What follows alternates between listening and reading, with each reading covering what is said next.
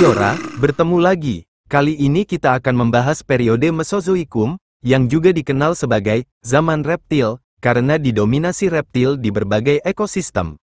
Pengertian Mesozoikum secara etimologi berasal dari bahasa Yunani, yaitu meso, yang berarti di antara, dan zoon, yang berarti hewan atau makhluk hidup, sehingga bisa diartikan bahwa Mesozoikum berarti di antara makhluk hidup atau kehidupan pertengahan.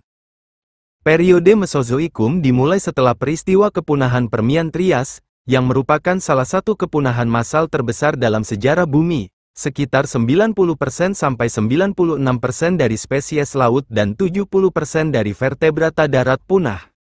Kepunahan ini juga dikenal sebagai The Great Dying, karena dianggap kepunahan massal terbesar dalam sejarah bumi. Kemudian berakhirnya periode Mesozoikum yaitu ditandai dengan peristiwa kepunahan kapur Paleogen yang mengakibatkan hilangnya dinosaurus non-unggas dan banyak spesies lainnya. Selama periode Mesozoikum, bumi mengalami perubahan signifikan dalam iklim, geografi, dan ekosistem, yang memfasilitasi perkembangan kehidupan modern. Dalam perkembangannya, periode Mesozoikum terbagi menjadi tiga, yaitu, pertama adalah periode Trias, kedua adalah periode Jura, dan ketiga adalah periode Kapur. Ketiganya akan dijelaskan dalam uraian berikut.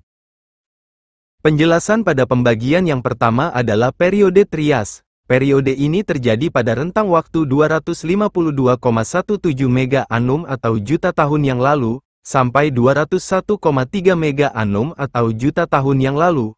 Pada periode Trias ini, merupakan masa pemulihan dan diversifikasi setelah kepunahan massal yang terjadi pada masa akhir Permian Trias, yang juga dikenal sebagai The Great Dying. Telah dijelaskan sebelumnya bahwa pada periode ini, sekitar 90% sampai 96% dari spesies laut dan 70% dari vertebrata darat punah.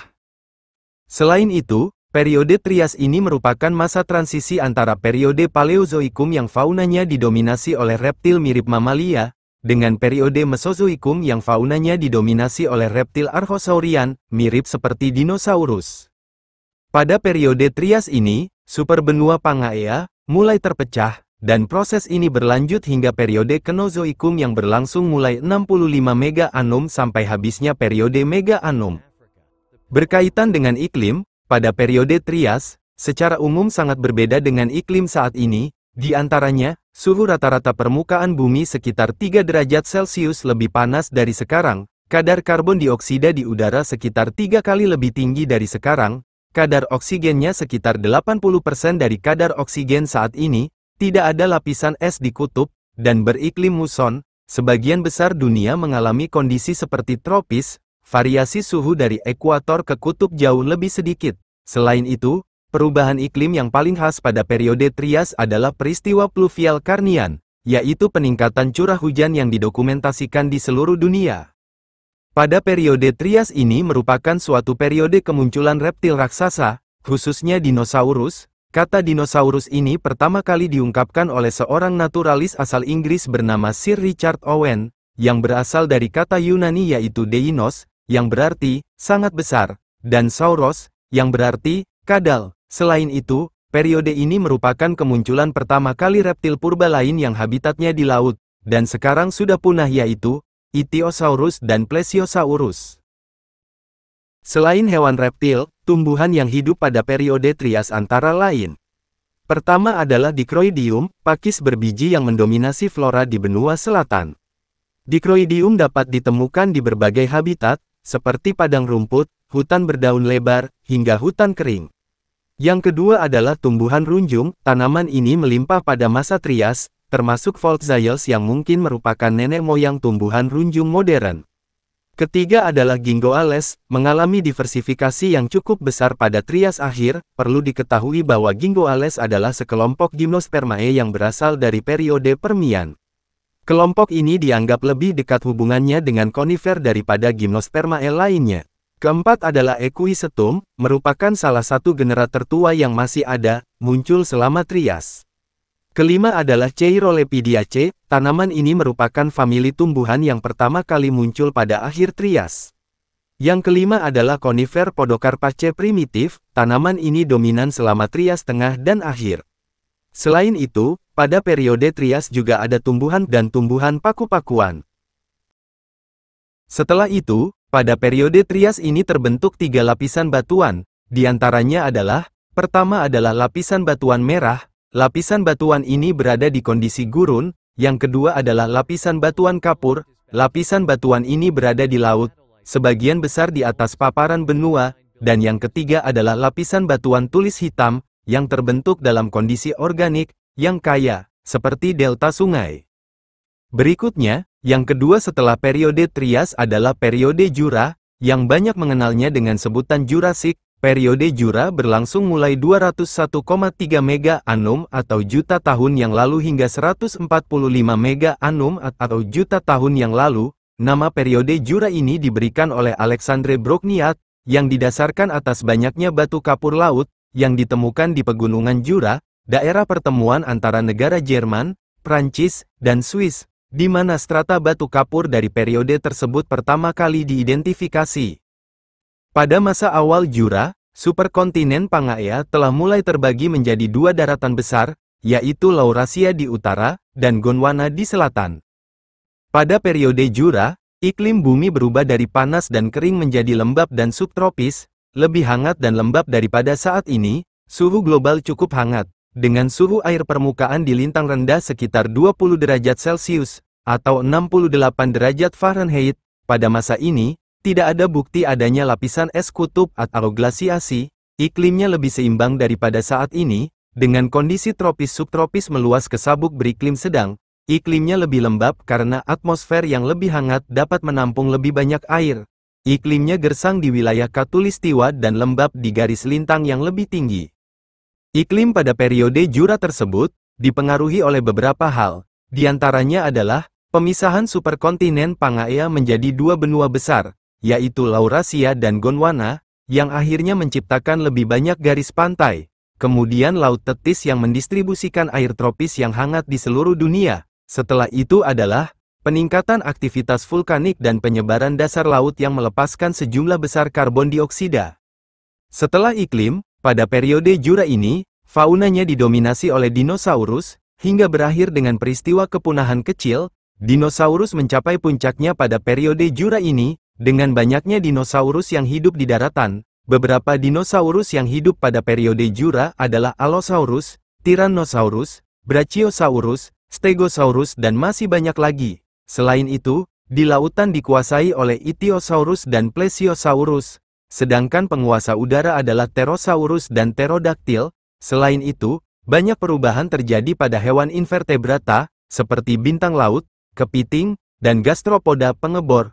Untuk hewan mamalia purba, sudah ada. Akan tetapi kebanyakan sebagai makhluk nokturnal kecil. Terdapat suatu temuan fosil yang terkenal pada periode ini yaitu Archaeopteryx, yang hidup pada periode Jura atas. Dikenal pula dengan sebutan Urvogel, sebuah kata dalam bahasa Jerman, yang berarti, burung yang asli, atau, burung pertama. Selain hewan, tumbuhan yang hidup pada periode Jura ini adalah Gymnospermae, yaitu tumbuhan berpembuluh yang tidak menghasilkan buah untuk menutupi bijinya. Contoh tumbuhan yang hidup pada periode ini adalah, pakis, sikas, ginkgo, konifer, tumbuhan paku-pakuan, tumbuhan ekor kuda besar. Selain itu, pada pertengahan periode Jura, tumbuhan runjung menjadi lebih beragam dan banyak fosilnya telah dimasukkan ke dalam famili modern seperti Araucariaceae, Pinaceae, dan Taxodiaceae.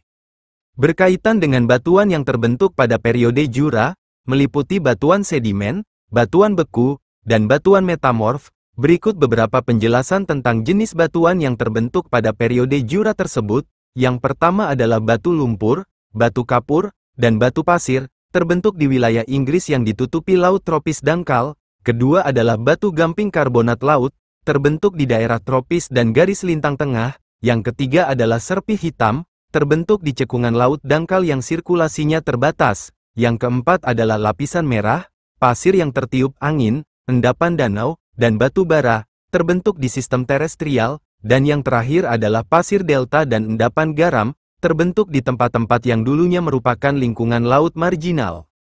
Berikutnya adalah pembahasan terakhir pada periode Mesozoikum ini, yaitu periode kapur yang berlangsung mulai 145 mega annum, atau juta tahun yang lalu sampai 66 mega annum, atau juta tahun yang lalu. Periode Kapur ini adalah suatu masa di mana benua terus bergerak menuju posisi mereka saat ini, menciptakan berbagai laut pedalaman dan mempengaruhi iklim global.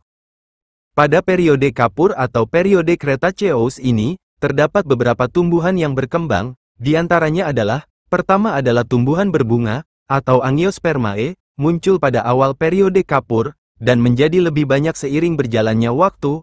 Tumbuhan ini menjadi komponen utama landscape pada pertengahan hingga akhir periode Kapur. Contoh tumbuhan berbunga pada periode Kapur adalah buah ara, magnolia, poplar, willow, sycamore, dan tumbuhan herba. Yang kedua terdapat pula tumbuhan berbiji tertutup, perwakilan pertama dari banyak pohon modern, termasuk buah ara, pohon platanus, dan magnolia muncul pada periode Kapur. Selain itu, yang ketiga adalah tanaman Gymnospermae, yang masih mendominasi selama awal periode Kapur, yaitu konifer modern. Ekosistem pada periode ini sangat dinamis, dengan spesies dinosaurus yang lebih canggih seperti Tyrannosaurus rex dan Triceratops. Akan tetapi, era Mesozoikum berakhir dengan peristiwa kepunahan massal pada periode Kapur ini, yaitu sekitar 66 juta tahun yang lalu. Penyebab kepunahan tersebut selain aktivitas vulkanik yang sangat intens, juga disebabkan karena dampak tabrakan asteroid di semenanjung Yucatan. Letusan gunung berapi besar pada akhir periode Kapur, juga diyakini telah berkontribusi terhadap peristiwa kepunahan Kapur Paleogen. Sekitar 50% dari semua genera punah, termasuk semua dinosaurus non-unggas. Kepunahan ini mengakhiri dominasi dinosaurus dan membuka jalan bagi era berikutnya, yaitu periode Kenozoikum, yang didominasi oleh mamalia dan burung. Nah, bagaimana Sobat Humaniora? Sudah mulai mengerti tentang periode Mesozoikum? Untuk sesuatu yang tidak mengerti, langsung saja tanyakan di kolom komen. Sampai bertemu di penjelasan berikutnya.